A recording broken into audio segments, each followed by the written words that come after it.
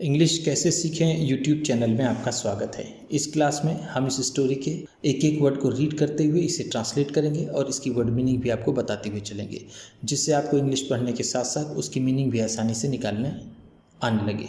इसी के साथ आप कर दीजिए इस वीडियो को लाइक और मैं करता हूँ शुरू। द जीलसी, ईर्ष्या।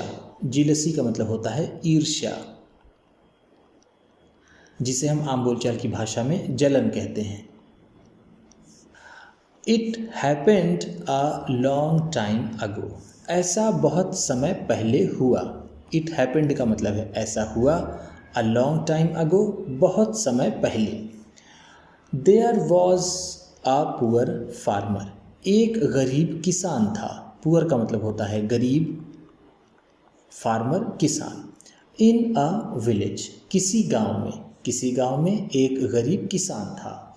He had a small field, उसके पास एक छोटा सा खेत था। फील्ड का मतलब होता है खेत, ऐसे तो इसका मतलब मैदान भी होता है, लेकिन यहाँ पर किसान के लिए कहा गया है तो इसका मतलब होगा खेत। इन विच, जिसमें ही ग्रीव वेजिटेबल्स, वो सब्जियाँ उगाता था। वेजिटेबल्स का मतलब होता है सब्जियाँ, ग्रीव उगाता था। ग्रीव ग्रो का सेकेंड फॉर्म है। ग्रो का मतलब होता है उगना या फिर उगाना या फिर बढ़ना।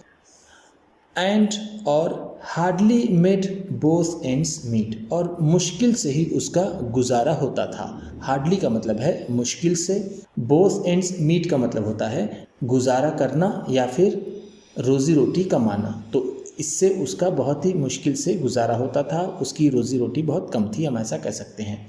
It was the families only source of income, यही उसके परिवार का एकमात्र आय का स्रोत था। इनकम का मतलब होता है आय या फिर जिसे हम आमदनी कहते हैं। फैमिलीज परिवार का, ओनली सोर्स ऑफ इनकम सिर्फ यही आय का स्रोत या फिर जरिया। The farmer was always short of money, किसान को हमेशा पैसे की कमी रहती थी। शॉर्ट ऑफ मनी का मतलब होता है पैसे की कमी, ऑलवेज हमेशा, वॉज का मतलब होगा यहाँ पर रहती थी या फिर थी। He was of very jealous nature, वह बहुत ही ईर्ष्यालु प्रवृत्ति का था। जीलस का मतलब है ईर्ष्यालु, नेचर प्रवृत्ति। सो इसलिए he was not on good terms, उसके रिश्ते अच्छे नहीं थे। टर्म्स का मतलब होगा यहाँ पर रिश्ते। वॉज ऑन गुड अच्छे नहीं थे। With any of his neighbours, उसके किसी पड़ोसी से, और रिलेटिव्स या फिर किसी रिश्तेदार से। इसलिए उसके रिश्ते उसके पड़ोसियों से और उसके किसी भी रिश्तेदार से अच्छे नहीं थे। नेबर्स का मतलब होता है पड़ोसी, रिलेटिव्स का मतलब रिश्तेदार, ही वॉज ग्रोइंग ओल्ड, वह बूढ़ा हो रहा था। लेबरिंग इन द फील्ड, खेत में मेहनत करना या फिर काम करना। वॉज बिकमिंग डिफ़िकल्ट, कठिन होता जा रहा था। फॉर हिम, उसके लिए। ही हैड नो बुल्स, उसके पास कोई भी बैल नहीं थे। फॉर प्लाइंग द फील्ड, खेत को जोतने के लिए। फॉर इरिगेशन, सिंचाई के लिए। ही वॉज डिपेंडेंट, वह निर्भर था। ऑन रेन्स, वर्षा पर। डिपेंडेंट का मतलब होता है निर्भर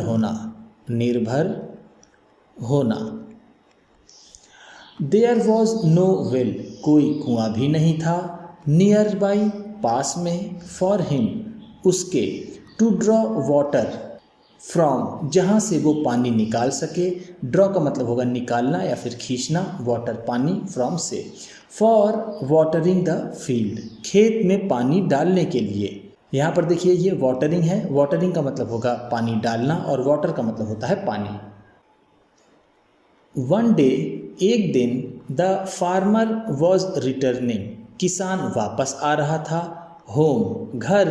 डेड टायर्ड, बहुत थका हुआ। डेड का मतलब यहाँ पर होगा वेरी, टायर्ड थका हुआ। व्हेन ही मेट, जब वो मिला। एन ओल्ड मैन, एक बूढ़े आदमी से। विथ अ वाइट बियर्ड, सफ़ेद दाढ़ी वाला। यहाँ पर विथ का मतलब होगा वाला, वाइट सफ़ेद, बियर्ड दाढ़ी। द ओल्ड मैन स्पोक, बूढ़े आदमी ने बोला। स्पोक का मतलब है बोला। स्पोक स्पीक का सेकेंड फॉर्म है। स्पीक का मतलब होता है बोलना, स्पोक है तो बोला। व्हाट इज़ द मैटर, क्या बात है। यू लुक वेरी सैड, तुम बहुत दुखी दिखते हो। एंड वॉश्ड आउट, और बहुत थके हुए। वॉश्ड आउट का मतलब होता है बहुत ज़्यादा थका हुआ। द फार्मर सेड, किसान ने कहा। हाउ टू टेल यू, कैसे बताऊं। अबाउट माई मिजरीज, अपनी परेशानियाँ। मिजरीज का मतलब होगा यहाँ पर परेशानियाँ, परेशानियाँ। ओल्ड सर, बूढ़े श्रीमान। टेल का मतलब होता है बताना। हाउ टू टेल यू, कैसे बताऊं। अबाउट माई मिजरीज, अपनी परेशानियों के बारे में। आई एम वेरी पुअर, मैं बहुत गरीब हूँ। Had I got just one bull, अगर सिर्फ मेरे पास एक ही बैल होता। आई कुड हैव प्लाउड, मैं जोत सकता था। सॉड, बो सकता था। एंड इरिगेटेड, और सिंचाई कर सकता था। माई फील्ड ईजिली, अपने खेत को आसानी से। ईजिली का मतलब है आसानी से, आसानी से। इरिगेशन का मतलब होता है सिंचाई। इरिगेटेड है तो सिंचाई, यहाँ पर कुड हैव है तो सिंचाई कर सकता था। सो का मतलब होता है बोना। कुड हैव शोड है तो बो सकता था। द ओल्ड मैन आस्क्ड, बूढ़े आदमी ने पूछा। If you get one bull, अगर तुम्हें एक बैल मिल जाए। What exactly will you do, तुम सही सही क्या करोगे। एग्जैक्टली का मतलब है सही सही या फिर बिल्कुल सटीक या फिर ठीक। ध्यान दीजिएगा, बुल का मतलब तो ऐसे होता है सांड। ऑक्स का मतलब होता है बैल, लेकिन हम खेतों की जुताई के लिए ज़्यादातर बैलों का इस्तेमाल करते हैं, तो यहाँ पर हम दोनों का मतलब एक जैसे ले सकते हैं, ऑक्स और बुल दोनों का। The first thing I will do, जो पहली चीज़ मैं करूँगा। इज़ टू बी हैप्पी, मैं खुश हो जाऊँगा। My joy will be of no bounds, मेरे खुशी की कोई सीमा नहीं होगी। नो बाउंड्स का मतलब है कोई सीमा ना होना। माई फील्ड वर्क, मेरी खेत का काम। विल बिकम वेरी ईजी, बहुत आसान हो जाएगा। बट लेकिन where shall I get the bull, मुझे बैल कहाँ से मिलेगा या फिर मैं कहाँ से पाऊँगा। वेयर शैल आई गेट, मैं कहाँ से पाऊँगा। द बुल, बैल को। फ्रॉम है तो यानी कहाँ से। द फार्मर साइड, किसान ने गहरी सांस ली। साई का मतलब होता है गहरी सांस लेना, साइड है तो गहरी सांस लेते हुए उसने कहा कि आखिर मुझे बैल कहाँ से मिलेगा। आई विल गिव यू, मैं तुम्हें दूंगा। अ बुल राइट अवे, बिल्कुल अभी। एक बैल मैं तुम्हें अभी तुरंत दूंगा। राइट अवे का मतलब यहाँ पर होगा तुरंत ही, यहीं पर। हियर, यहाँ। टेक दिस बुल होम, इस बैल को घर ले जाओ। When you reach home, जब तुम घर पहुंच जाना। Send your neighbor, अपने पड़ोसी को भेज देना। To me as well, मेरे पास। as well भी, देखिए as well यहाँ पर ये नेबर के लिए यूज़ किया गया है। जब तुम घर पहुंच जाना तो अपने पड़ोसी को भी मेरे पास भेज देना। as well का मतलब यहाँ पर होगा to, या फिर जिसे हम also कहते हैं। द ओल्ड मैन सेड, बूढ़े आदमी ने कहा। बूढ़े आदमी ने कहा जब तुम घर पहुंच जाना तो अपने पड़ोसी को भी मेरे पास भेज देना। देन द फार्मर सेड, तब किसान ने कहा। आई एम वेरी हैप्पी, मैं बहुत खुश हूँ। दैट कि you are giving me a bull, कि आप मुझे एक बैल दे रहे हैं। बट सर, लेकिन श्रीमान जी। वाई डू यू वॉन्ट, आप क्यों चाहते हैं। टू मीट माई नेबर, मेरे पड़ोसी से मिलना। मीट का मतलब होता है मिलना। नेबर का मतलब जैसे मैंने आपको बताया पड़ोसी। द ओल्ड मैन स्पोक, बूढ़े आदमी ने बोला।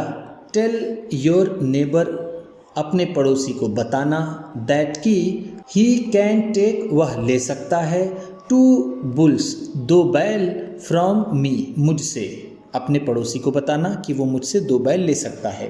इट एंगर्ड द फार्मर, इससे किसान को गुस्सा आ गया, यानी इस बात ने किसान को गुस्सा दिला दिया। एंगर्ड का मतलब होगा गुस्सा हो गया, द फार्मर वो किसान। जीलसी मेड हिम टर्न ग्रीन, ईर्ष्या से उसके चेहरे का रंग उड़ गया। टर्न ग्रीन का मतलब होता है चेहरे का रंग उड़ जाना। यहाँ पर ऐसे ग्रीन है, ग्रीन का मतलब होता है हरा, लेकिन हम यहाँ पर कहेंगे कि उसका चेहरा पीला पड़ गया ईर्ष्या से, यानी ईर्ष्या ने उसके चेहरे को पीला कर दिया। ही सेड, उसने कहा। ड्राइली, गंभीरता का अभिनय करते हुए। ड्राइली का मतलब होता है बहुत ज़्यादा सीरियस ना होना, लेकिन फिर भी उसकी एक्टिंग करते हुए कहना। यू डोंट नो, आप नहीं जानते हो, दैट कि माई नेबर हैज़ एवरीथिंग, मेरे पड़ोसी के पास सब कुछ है। If you want to give him, अगर आप उसे देना चाहते हैं, 2 बुल्स, 2 बैल, देन फिर I won't like any bull from you, मैं आपके एक भी बैल को पसंद नहीं करूँगा, यानी मुझे आपका एक भी बैल अच्छा नहीं लगेगा। आई वोंट लाइक का मतलब है मैं पसंद नहीं करूँगा, यानी मुझे अच्छा नहीं लगेगा। एनी बुल फ्रॉम यू, आपसे लिया गया कोई भी बैल या फिर सांड। द ओल्ड मैन पुल्ड, बूढ़े आदमी ने खींचा। द बुल, उस बैल को। टुवर्ड्स हिम, अपनी ओर। एंड स्पोक, और बोला। इन अ पेन्ड वॉइस, दर्द भरी आवाज़ में। पेन्ड वॉइस का मतलब है दर्द भरी आवाज़। डू यू नो, क्या तुम जानते हो। वॉट योर प्रॉब्लम इज़, तुम्हारी समस्या क्या है। It is not your poverty, ये तुम्हारी गरीबी नहीं है। बट जीलसी, बल्कि ईर्ष्या है। तुम जानते हो कि तुम्हारी समस्या क्या है, तुम्हारी समस्या गरीबी नहीं ईर्ष्या है। हैड यू बीन कंटेंट, तुम खुश रहते, तुम संतुष्ट रहते। कंटेंट का मतलब होता है संतुष्ट। With what you had got, जो भी तुम्हें मिला था। इंस्टेड ऑफ बीइंग जीलस, जलने के स्थान पर या फिर ईर्ष्या करने के स्थान पर। With your neighbours and relatives, अपने रिश्तेदारों और पड़ोसियों से, अपने रिश्तेदारों और पड़ोसियों से जलने के स्थान पर संतुष्ट रहकर। You would have been a happy man, तुम एक खुश इंसान होते। द ओल्ड मैन डिसअपियर्ड, वो बूढ़ा आदमी अदृश्य हो गया, यानी गायब हो गया। डिसअपियर्ड का मतलब होता है गायब होना, गायब होना, और डिसअपियर्ड है तो गायब हो गया। इनटू द जंगल, जंगल में। एंड और the farmer brooded over the jealous nature, और उस किसान ने चिंतन शुरू किया ईर्ष्या की प्रवृत्ति पर, ईर्ष्या के प्रकृति पर। ऑफ द मैन, मनुष्य के। यहाँ पर मैन का मतलब होगा मनुष्य, पूरी मनुष्य जाति से यहाँ पर मैन का मतलब है। तो वो आदमी सोचने लगा कि आखिर मनुष्य ईर्ष्या करता ही क्यों है, उसके मन में इस तरह की बातें आने लगी। ब्रूडेड ओवर का मतलब है चिंतन करना, बहुत ही गंभीरता से सोचना। अ बुल, एक बैल या फिर एक सांड। A farmer had always been praying for, जिसकी प्रार्थना वो किसान हमेशा करता था।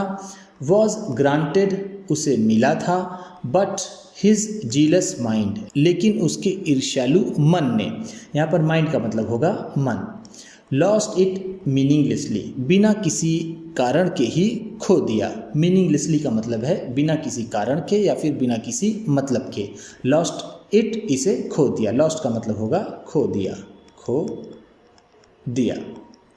उम्मीद करता हूँ इस क्लास में बताई गई वर्ड मीनिंग्स और सेंटेंसेस और ये स्टोरी आपको अच्छी लगी होगी। सबसे अच्छा वर्ड कौन सा लगा इसे कमेंट बॉक्स में ज़रूर बताइएगा।